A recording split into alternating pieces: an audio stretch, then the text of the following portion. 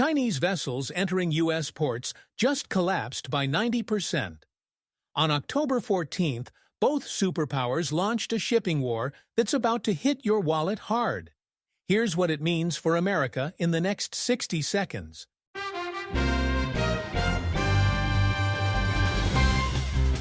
The trade war just got real, and it's happening on the water.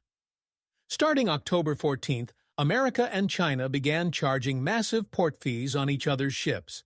We're talking $50 to $56 per net ton on vessels carrying everything from toys to crude oil. And the results? Devastating. Chinese vessels entering U.S. ports have dropped by over 90% since January, according to Polestar Global data. Let me say that again. 90% collapse in Chinese shipping to America. This isn't a negotiation anymore. This is economic warfare, and you're about to pay the price. Here's what happened. The Trump administration launched these fees to break China's stranglehold on global shipping. And let's be clear about the problem. China controls 53% of global shipbuilding. America? We're at 0.1%. We built fewer than 10 commercial ships last year, while China built over 1,000. So Washington said enough. They slapped fees on Chinese-owned, operated, and built vessels. The goal? Loosen Beijing's grip and rebuild American maritime strength. China's response was immediate and brutal.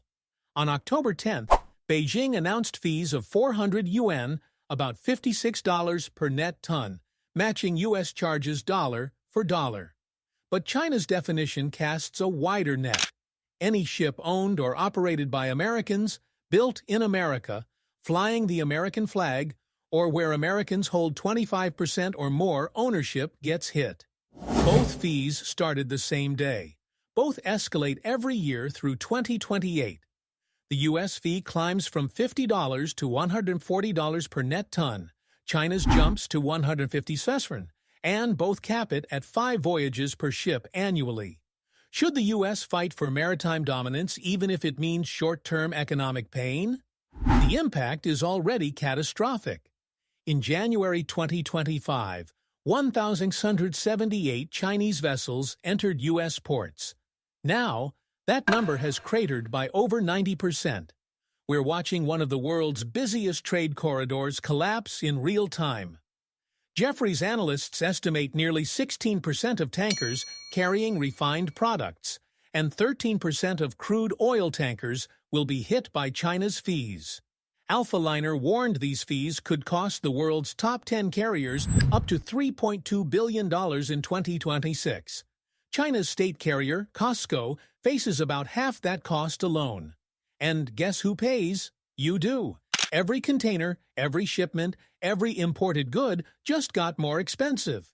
Major carriers like Maersk, Hapag-Lloyd, and CMA-CGM are frantically switching China-linked ships out of U.S. routes. Ship tracking data shows vessels literally changing course mid-voyage. Independent shipping analyst Ed Finley Richardson says U.S. ship owners are trying to sell their cargoes while at sea just to avoid the fees. This is chaos. But here's what makes this terrifying. This goes way beyond shipping. Last week, China tightened export controls on 5 critical rare earth metals, including holmium, erbium, and europium. These are essential for electronics, military equipment, and advanced manufacturing. China controls the global supply. Trump responded by threatening an additional 100% tariff on Chinese goods by November 1st. That would bring total tariffs to around 130%. If implemented with port fees, the cumulative impact could reach $20 to $23 billion annually. We're not watching a trade dispute. We're watching economic decoupling between the world's 2 largest economies. And it gets worse. China sanctioned 5 U.S.-linked subsidiaries of South Korean shipbuilder Hanwha Ocean for cooperating with the U.S. investigation. Hanwha owns Philly Shipyard and has contracts to repair U.S. Navy ships. Hanwha's shares dropped nearly 6%. Beijing is sending a message. Help America, you pay. So what does this mean for you, the American consumer? First, prices are going up. When shipping companies pay billions in extra fees, they don't absorb the cost. They pass it to importers, who pass it to retailers, who pass it to you. Your Amazon orders, your groceries, your gas. Everything that crosses an ocean just got more expensive. If you're finding this valuable, hit subscribe and the bell so you don't miss what happens next. Second, American exporters are getting crushed.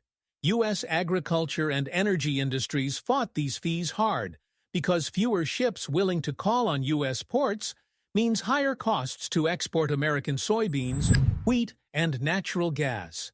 The administration had to carve out exemptions for vessels carrying U.S. ethane and liquefied petroleum gas through December 10th, just to keep those exports flowing. Third, we're trying to fight China from a position of extreme weakness. With 0.1% of global shipbuilding capacity, we can't just rebuild a merchant fleet overnight. It takes years, maybe decades, to develop competitive shipyards.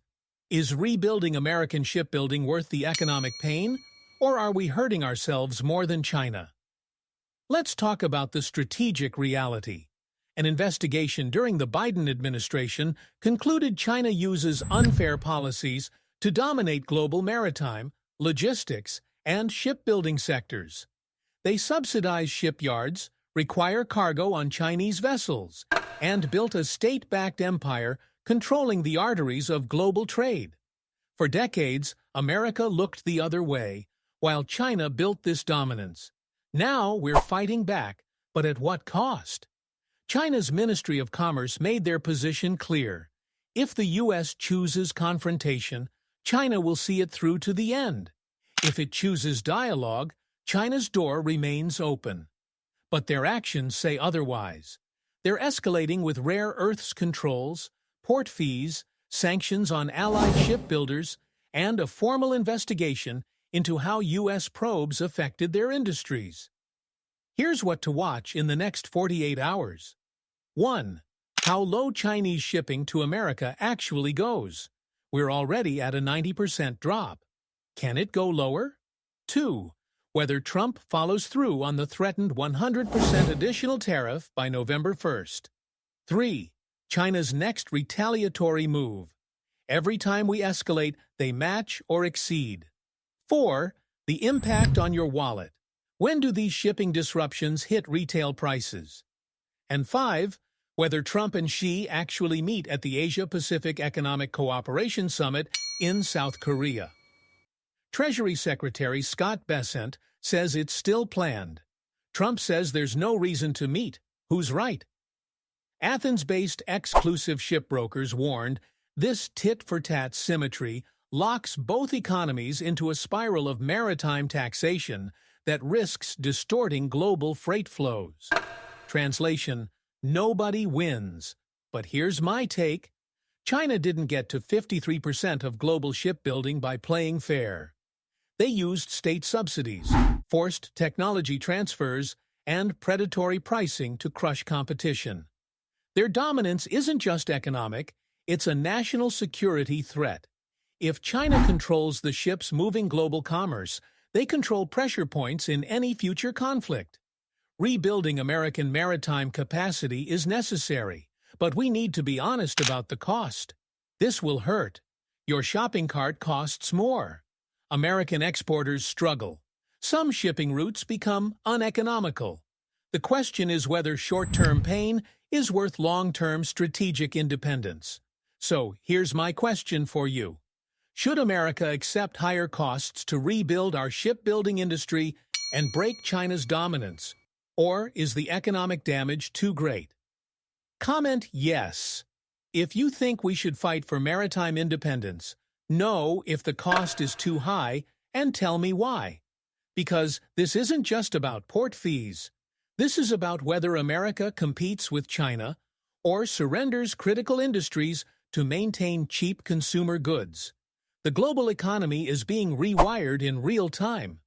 The decisions made in the next few weeks determine whether we're headed for full economic decoupling or if there's still room to step back from the brink. And right now, it's not looking good. If you enjoyed the video, hit the subscribe button and turn on notifications so you don't miss any new videos.